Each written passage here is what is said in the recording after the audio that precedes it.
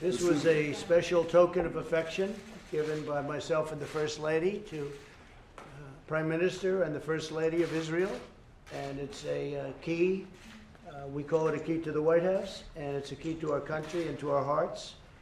And you've been an amazing leader for a long period of time, and this is in many respects the big day, because this is something that's very special. And we just left UAE and Bahrain. We're going to meet outside in a ceremony, and it's just a very important event, and it's an honor to have you with us, baby. Thank you very much. Thank you, Mr. President. And I have said, and this is true, that you have the key to the hearts of the people of Israel because of all the great things you've done for the Jewish state and the Jewish people. So thank you. Thank you very much. Fantastic. And we look forward to being outside. Yes, please. Any Mr. questions? President, this is a great event. This is a great event, and these are tremendous achievements. You know that Israel is getting a lot. What is Israel giving back? This is the Israeli press that wants to chip away at this. Well, I think what really Israel is getting, and what we're all getting, but what Israel is getting more than anything else is peace. They're going to have peace. As you know, UAE, United Arab Emirates, is a great warring nation, a very powerful nation in the region, and they very much wanted to do this. Mohammed's a tremendous leader, like Bibi is a tremendous leader, and it was important to have them first, very early, and you know, the relationship is fantastic, and a lot of people are surprised to see it. And as you know, we have Bahrain, and we have many nations ready to follow. Many nations. No, not now. I won't. But you'll see. We'll be signing up other nations, and these are very strong agreements. These are very strong. This is really peace. This is serious peace. And so I think what Israel gets, the most important thing that they're getting by far is peace. Excuse me, one at a time, please. Take the other one. Which one? See the one in the white. The one in the white. In the white. Go ahead. Yes, thank you. Bilateral from Channel 20. Is it possible to know which countries will be following the Emirates? Well, we'll be Maybe announced. Australia, maybe Oman? Yeah, we're very far down the road with about 5 additional countries. Frankly, I think we could have had them here today. We thought out of respect, UAE, they deserved it. And Bahrain came immediately after. They really wanted to do it. But we'll have at least 5 or 6 countries coming along very quickly. And we're already talking to them. And they want to see peace. You know, they've been fighting for a long time. They're tired. They're warring countries, but they're tired. They're tired of fighting.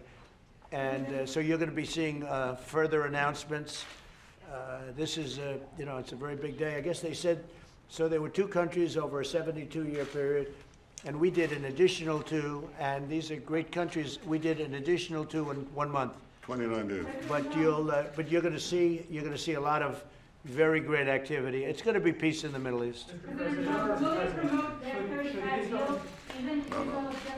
Say it. Will you promote the F-35 deal even if there's no objective?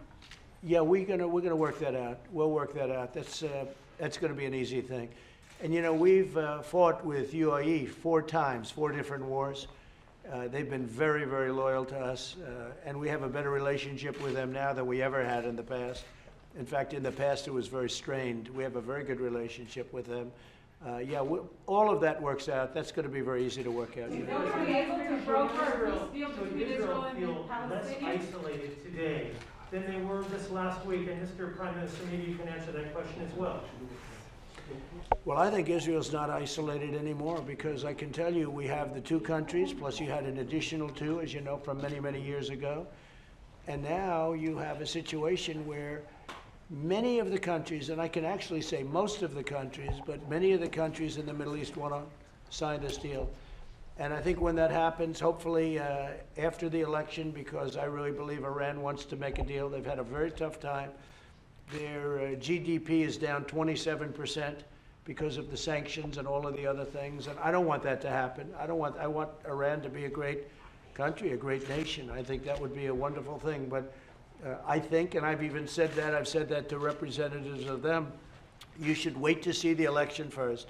There is nothing they or China or probably Russia would like better than to have sleepy Joe Biden become the president.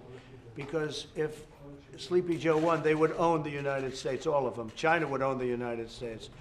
So I told all of them, I said, wait till after the election, but after the election, we have to make a better deal. I do say that. We're going to make a better deal than we would have.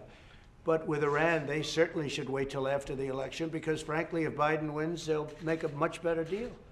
But I'm going to make a good deal with Iran. I'm going to make a deal that's great for Iran. It's going to get them back. We're going to help them in every way possible. And Iran will be very happy. Iran will be very rich and very quickly. But I think they should wait till after the election. You understand what I mean by that? Because a dream for those countries would be Sleepy Joe. Do you believe you will also broker a deal with the Palestinians? Say it? Do you believe you will also broker a deal with the Palestinians? Yeah, I think they come along and they're already, obviously we speak to them. They've come a long way. We used to pay them $750 million a year when I got here, and I said to people that negotiated with them before, why did you pay when they treat the United States with such disrespect? They speak so badly, death to America, death to Israel. I said, we give them $750 million a year. I said, why didn't somebody cut off those payments? Well, we didn't think it would be appropriate. I said, well, I do. And I cut off the payments to them, as you know. But other countries give them money. You're dealing with very rich countries. And these countries are now all signing with us. They'll all be signed with us, all of them. I spoke with the King of Saudi Arabia. We had a great conversation. And I think positive things will happen there, too. He's a great gentleman. And the Crown Prince, we spoke with the Crown Prince. So we've made tremendous strides. And this is peace in the Middle East without blood all over the sand. I say it. Right now, it's been blood all over the sand for decades and decades and decades. That's all they do is they fight and kill people, and nobody gets anything. And this is strong peace, really strong peace. And it's a different way. We went in the back door, but I call it going in the very smart door. Mm-hmm. We went in the smart door, and we're getting people, and the Palestinians will absolutely be a member. I don't say that with any bravado. I just tell you the Palestinians will be a member at the right time. At the right time. Will they have a state of themselves and your peace? We're working a deal. We are talking to the Palestinians. At the right time, they'll be joining too. And as long as your president is annexation off the table, is that something We don't want to talk about that right now, but that's working out very well and very fair and very good for the people that are coming in and for Israel. And again, Israel wants peace. And they're a great warring nation if they have to be. You see that. They have the best equipment. They have the best of everything. But they don't want this. After all of these years, even Bibi gets tired of war. But they've been, look, they're a strong nation, a strong power, a strong military nation. But they want to get on with their lives. Israel wants peace. They really want peace. And I give this gentleman a great deal of credit. He's done a great job. Thank you. Mr. President, I heard a question from one of the people here. Does Israel feel isolated? Heck no.